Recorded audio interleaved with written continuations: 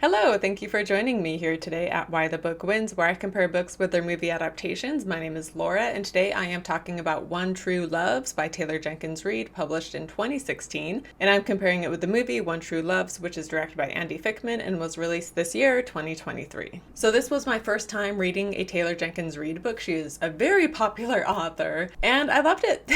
The premise was a bit preposterous, like a woman's husband being lost at sea and then living on a desert island for 3 years before swimming back to freedom. Like, when does that ever happen, right? Like, that never happens in real life. So it was very like an outrageous premise in that sense. And yet, even so, there were conversations and arguments and discussions had that were just very relatable, even if the overall premise of it wasn't. And I will say I also did find this book very predictable. Like, it's a woman trying to decide between her husband, who she thought was dead, versus this new guy she is now engaged to. And very early on, I knew who she was going to end up choosing in the end. So it was very predictable. And yet, even so, I just enjoyed the experience of it. And I did really like all of the three main characters, including the side characters as well, like her sister and her parents and stuff. And so I was very invested in these people, and I liked Emma a lot, and I was invested in finding out how she would come about her decision, even if I did kind of already know what she would decide. But yeah, I just love the romance. I love the chemistry between these characters, and I enjoyed it. So I definitely want to read more by this author for sure. She also wrote Daisy Jones and the Six, which was made into the movie or the TV show, but I don't like watching TV shows for Why the Book Wins. It's just so time consuming for one, and then it just makes for more work. So I never have covered a TV show, and I won't say I never will, but I'm not covering Daisy Jones and the Six, though, I know that. But I do want to read more by this author, though, so if you have a favorite Taylor Jenkins Reid book, please let me know, because she has so many. And I know Seven Husbands of Evelyn Hugo is huge, but I think because so many people talk about that book, I have like zero interest in it. But regardless, comment your favorite book of hers down below so I can read more of her. And usually I do a movie review, but I'm actually just gonna skip that and just get right into the differences between book and movie. So from here on out, there will be spoilers. So in the book, we spend quite a bit of time with Emma when she is in high school, like it's the first quarter of the book maybe, and we see she has this best friend named Olive, and we see how she works at the bookstore and how she doesn't have a great relationship with her sister. And we also see that Sam is a fellow high school student. He is a year older than Emma, and how he applies to the bookstore like when she's a freshman or something. So for a few years she gets to know Sam just by working with him in the bookstore. They don't really talk in school or hang out outside of work, but that is how they know each other, is just working in the bookstore. And even just working in the bookstore, they just kind of have that good chemistry, but they just remain friends the whole time. In the movie, they get rid of Olive, her best friend, which was fine because in the book, Olive didn't really contribute much to the overall story. After high school, she kind of disappears. The movie gets rid of her, and instead, in the high school years, they have Sam be her best friend. And when she's talking to Jesse about how Sam is her best friend, Jesse is like, oh, meaning he's the guy who has a crush on you, but you're not interested, so he just is in the friend zone. And she's like, what? No, that's not how it is. But then she admits like, okay, yeah, maybe he does have a crush on me. And I didn't love that change to the movie of having Sam, be the friend-zoned best friend. In the book, he kind of is friend-zoned, but it was different because it's not like they were best friends. So I didn't love that change. But in both, though, Emma does have a crush on Jesse, and we hear more about this in the book because, like I said, we spend more time with them in high school. But in both, it's when Emma and Jesse are juniors. There is a party, and high school kids are drinking, and the cops come to break up the party, and Jesse and Emma end up kind of going off together. And they do end up getting caught and arrested. However, while they're in the police station together, they just kind of open up about each other, and basically a budding romance is started in this police station, and from there they begin dating. And so in both, after they graduate, both of them are like, I want to get as far away from Acton, their hometown. I want to get as far away from possible, so I'm moving to the West Coast, and they both go to like UCLA or something. And Jesse's parents, he is like, so the part with her in high school, it did feel like wish fulfillment, right? Because she is, just a girl in high school that isn't like popular by any means. And then you have this jock swim guy who is known by everybody and has this hot body from swimming, and he takes an interest in her, and turns out, he's interested in her, and they begin dating. So it was kind of that wish fulfillment of the wallflower girl who ends up dating the most popular guy in school. So it was kind of cheesy. But anyway, so he's the swim jock and his parents want him to go into the Olympics, but he confides in her that like he has zero interest in that and he doesn't want to, but his parents, the town, like everybody is pressuring him into going into the Olympics because she likes him and eventually loves him for who he is and doesn't have any, preconceived notions and doesn't put any pressure on him. He finally feels the freedom to not pursue the dream of his parents, right? And so once he starts dating her, he stops swimming and his parents are very upset, but he doesn't want to swim, so he finally stops. And similar to that, Emma, her parents run a bookstore in town, and her parents really want her and her sister to eventually run the bookstore, or one or the other. But Emma does not want to live in this town. She thinks it's so boring, and she wants to get as far away as possible, and she wants to travel and see the world, and she hates reading. So both of them have these expectations placed on them by their parents, but by being together, they are able to rid themselves of those pressures and just go out and live their life. And in both book and movie, so Jessie and Emma are together from the time they're like 17 up until like 26. And that whole like 10 years in book and movie is basically shown to us just as a montage of them traveling and seeing the world, and they have the perfect relationship and they end up getting married and they just are, so fun and cute together. And I had a hard time being too invested in their relationship because there just wasn't much depth to it. Like, we just heard how amazing it all was. And so because it's like, well, what about their struggles and their arguments? And like, I want this relationship to feel real. But it didn't, because it was just showing all the highlights. But regardless, they fulfilled their dreams by traveling the world together, and they live in LA. They get married when they're like 25. And so before their first anniversary, he is going on a trip to Alaska to film this documentary. And then the day after he leaves, Emma gets a phone call saying that the helicopter he had been in had crashed and he is assumed to be dead.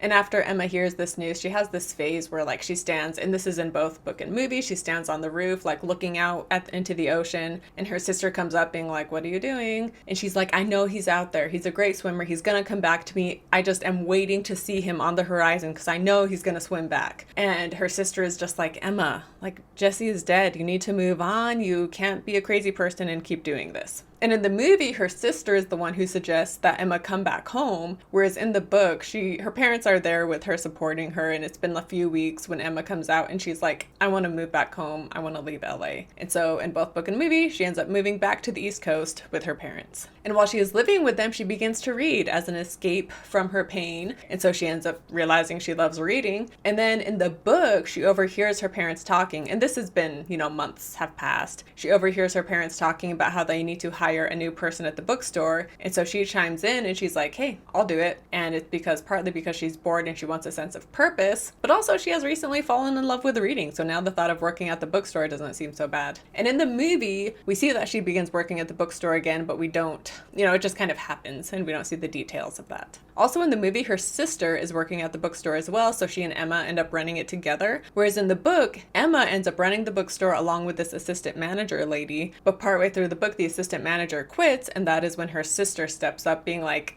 I actually would love to work at the bookstore again. And so it's partway through the book that the sister works there as well. And also we hear in the book how on her and Jessie's wedding day, when they're announced, like Jessie and Emma Lerner, she hears her last name is Lerner now, which is Jessie's last name. And she kind of is like, oh, like I don't love not having my last name anymore. But she just kind of goes with it and whatever. And so after she starts working at the bookstore is called Blair Books because Blair is her parents' last name. And this guy comes in and he asks her name. She's like, oh, I'm Emma Lerner. And the guy's like, I thought the Blairs wanted one of their own kids to run the store. And so this is what prompts her to decide to change her name back to Blair, since she now works at Blair Books. Not just works there, but she runs the store and she loves it. And she also just likes her last name. So she switches her name from Lerner to Blair. And she changes her name in the movie as well, but we don't, get the backstory on it. But in both, so in the book, Jessie has been dead for 2 years when she meets Sam again, whereas in the movie, Jessie had been dead for 3 years. So they extended by 1 year in the movie. But anyway, in the book, Jessie has been dead for 2 years, and Emma decides she wants to learn how to play piano just to have something to do with her hands. And so she goes to a piano store, and she sees Sam, and he helps her pick out a keyboard. And in the book, she goes to pay for it, and the cashier is like, oh, did a salesman help you today? And she's like, yeah, Sam did. And the cashier tells her that Sam doesn't actually work there. And so then she goes back up to him being like, oh my gosh, I was treating you like a salesman. I feel so embarrassed now. And he's like, oh no, it's fine. And then this is when they exchange numbers and plan to go out. And this basically happens the same in the movie as well. She thinks he's a salesman, except in that moment, he tells her like, oh, I'm not a salesman. Like, I just wanted an excuse to talk to you. And they exchange numbers. And I did like this part in the book where she's talking to Sam and they have this banter and she's making jokes and he's laughing and she just kind of keeps going with the joke because clearly he's liking it. And she says how Sam, even when they worked together as teenagers, how Sam always made her feel like she was the funniest person and how she loves that about him. And I just thought that was, just a cute, sweet moment. And also, it does feel good to make when someone else is laughing at your jokes and making you feel funny. That's a great feeling. So I love that little added detail there. But when Sam asks her out on a date, Emma goes home and she's like, am I ready to date? Like, am I ready to move on like this? And this is when she writes a letter to Jesse saying how,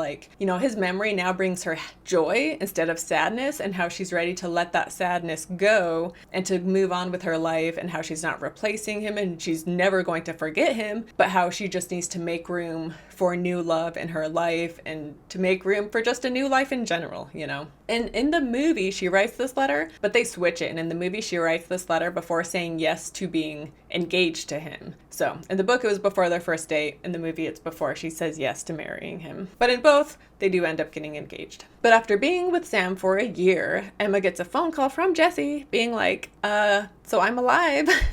And so they make plans to meet each other. He's at the hospital right now. And so there's going to be this reunion. And of course, it's, a little awkward between her and Sam as she prepares to meet Jesse again. And in both, when she goes to meet Jesse, the parents are there first, and the parents tell her, basically they make her feel bad that she is now engaged and has moved on, and they're like, we don't want Jesse to know that right now. But when Jesse shows up, the two of them have some alone time, but then, he needs to go spend time with her family, so then she leaves, but they make plans to see each other again, and so then she goes back home to Sam. And in the book, this is a lengthier scene where she's wanting things to just feel normal, and she's like, can we just act like there's nothing going on right now? But eventually he's like, I can't do this. Jesse is back.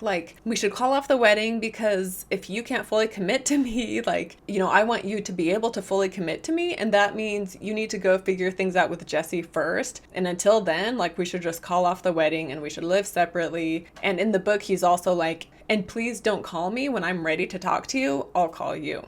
And so she ends up leaving to go stay with her parents. And that next morning, she meets up with Jesse at breakfast before work, which in the book, she still is working her regular schedule. Why? You should have taken the week off, which she ends up doing anyway. But if I were her and in this situation, I would not be like, oh, I'm still working at 9 a.m. doing my normal job.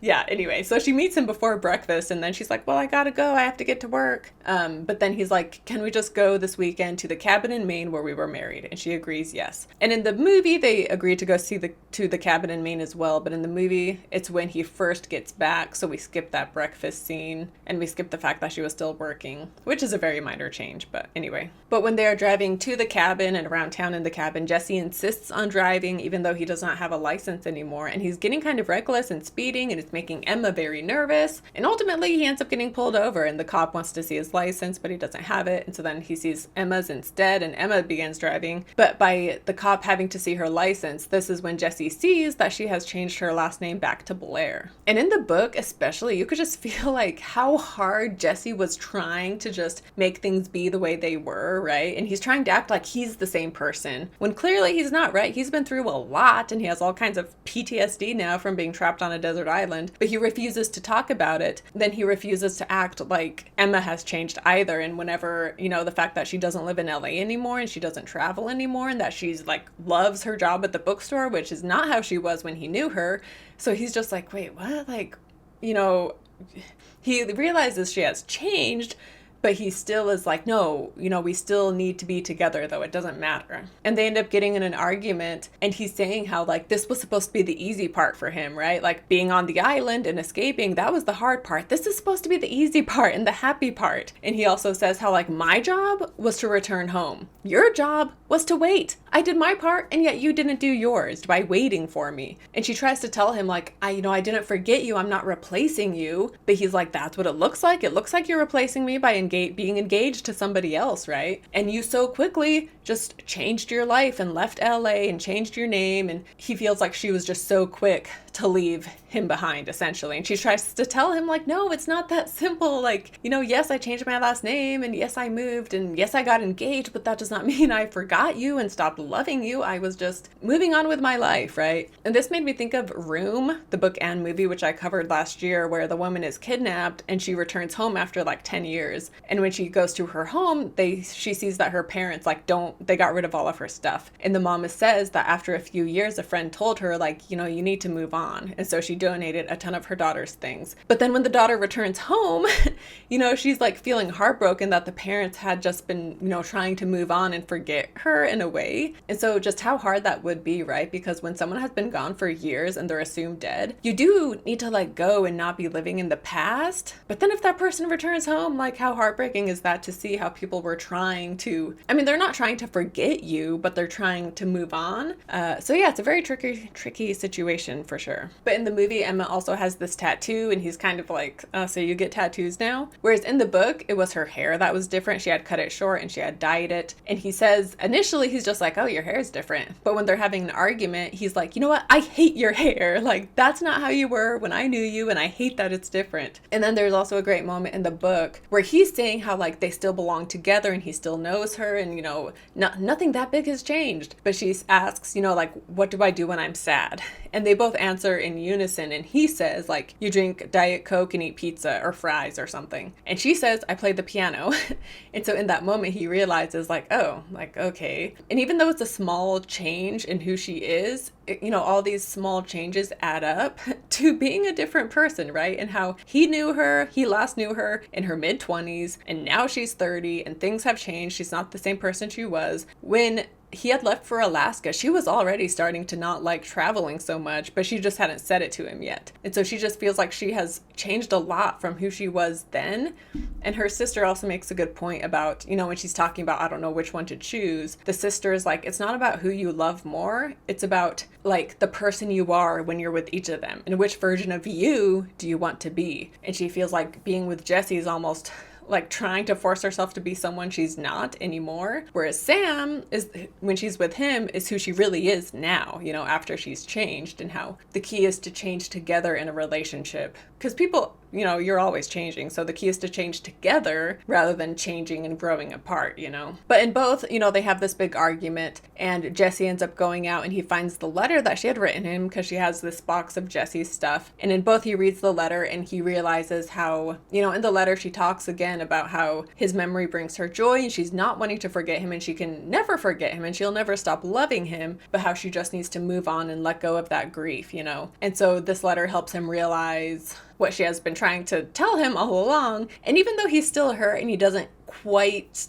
get it, he's getting closer to understanding, and he is accepting the fact that they are just two different people now, and they, a relationship, if they were to get together, one would be forcing the other to be someone they're not. And in the movie too, this might have been in the book, but when Emma is debating on going on a date with Sam early on, she's like, am I ready to date? Should I be dating? Like, I don't know. And the sister points out, like, isolating yourself from the world isn't proof that you miss your husband, right? Like, you can live your life and move on. And that doesn't mean you don't miss him. It just means you're moving on with your life, right? And I feel like people with grief, they feel the need to, like, not make a show of it, but they feel the need to, like, not move on. And they need to show how sad they are. And if they aren't sad, then that means that they are like dishonoring the memory of their loved one, right? When really, people deal with grief differently, for one, but a person who is like holed up, cutting them off from the world because they miss their spouse so much or miss whoever so much, like they don't miss them any more than the person who moves on with their life, it's just, and so you don't need to make a show of cutting yourself off from the world and never dating again or whatever, right? Like you can move on,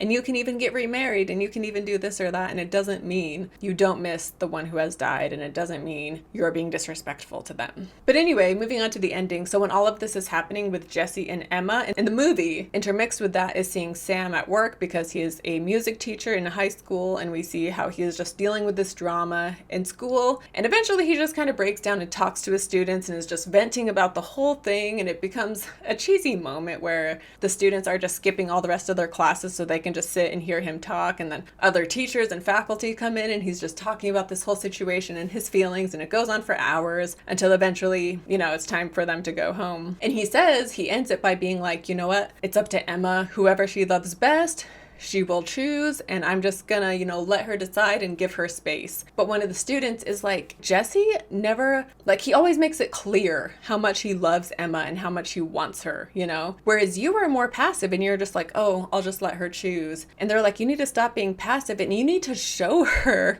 how much you want to be with her. You might think you're making it easy on her or trying to do her a favor by giving her space. But if you want her, you need to show it. Because if you don't show it, maybe she'll think you don't love her as much as you do, And so he realizes that he can't just be passive and, let Emma choose. He can show how much he wants to be with Emma. That way she can make a more informed decision, right? And so in the movie, it's this cheesy moment where Emma is trying to find Sam and Sam is trying to find Emma, and eventually they're both driving and she ends up rear-ending him in a fender bender, and so they get out of each other's cars and they reunite with their crashed cars and whatever, happy ending. In the book, she leaves the cabin with Jesse and then she's holding off on calling Sam because she tells her sister Sam said to wait and he would call me, but the sister is like, no, that's because he thinks you're gonna choose Jesse. If you have good news, you need to find him and let him know. I don't remember there being a car crash in the book. I think she just, reunites with Sam and he says his thing and she tells him her thing, that she chooses him, and it's a happily ever after. And in both, after a year has passed, she hears from Jesse about how he has ended up finding someone after all, and about how he can understand her more, about how you can make room for new love while still having a special place in your heart for that first person, for each other essentially, right? And how they will always be an important person in each other's life, but that doesn't mean they can't also move on and find someone new. And so when it comes down to book versus movie, honestly, there weren't any changes the movie made that upset me. And I liked that they cut down on the high school scenes, because I am not a fan of reading about high school romance, and I just find it cheesy and unrelatable, and I just don't care. I'm interested in the adult relationships.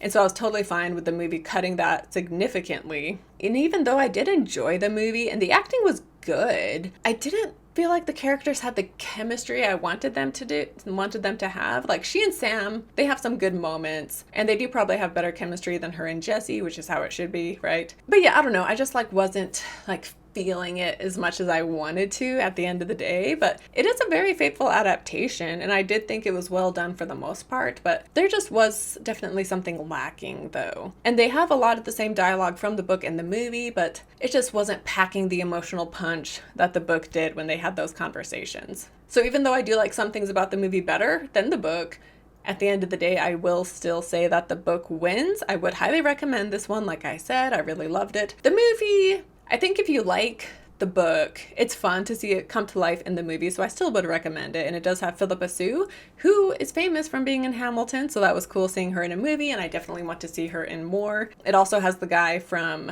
the Marvel movie. I don't watch Marvel movies, so I don't know, but I know he's a Marvel superhero, so here he is in this romance, so that was cool. But also, the woman who plays her mom, Emma's mom, is the woman from Joy Luck Club, which I also covered, and I love Joy Luck Club, the movie. Highly, highly recommend that one. So it was cool to see her in this as well. But yeah, thank you so much for watching or listening to this episode. I hope you enjoyed it.